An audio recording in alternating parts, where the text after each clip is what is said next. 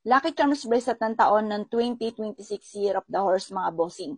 Ito po yung Lucky Charms bracelet ng taon sa susunod na taon. Ito po mga bossing ko, ang bracelet na ito na kristal ay nagtataboy ng malas at tumahatak ng swerte. Ang kagandahan po dyan, all-in-one na siya. Kasi ang kristal nito, ang dulot nito ay long life para hindi ka maging sakitin. Kaya kung ito 2025 sakitin ka, ito ang kailangan mong bracelet para mas maging malusog at magkaroon ng mahabang buhay sa taon na yan. Importante po yan. Ganon din po mga bossing ko lagi nag-aaway sa loob ng inyong tahanan, may mga tukso na hindi maiwasan, may mga bisyo, batugan ng inyong karelasyon, batugan ng inyong anak. Basta lagi nagkakaroon ng pagtatalo, kailangan nito kasi for happiness ang bracelet na ito. Tapos pangatlo mga bossing ko, ito po ay for wealth. Kaya kung lagi kang kinakapos, lagi walang pera, kailangan meron kang pang-attract ng swerte at pantabi ng malas, kagaya nito. 55 pesos lamang po ito mga bossing.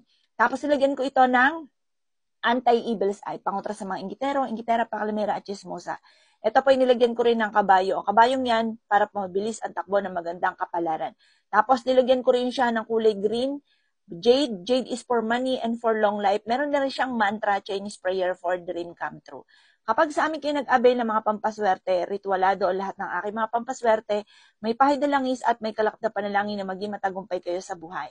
Avail niyo na po ito, mga bossing.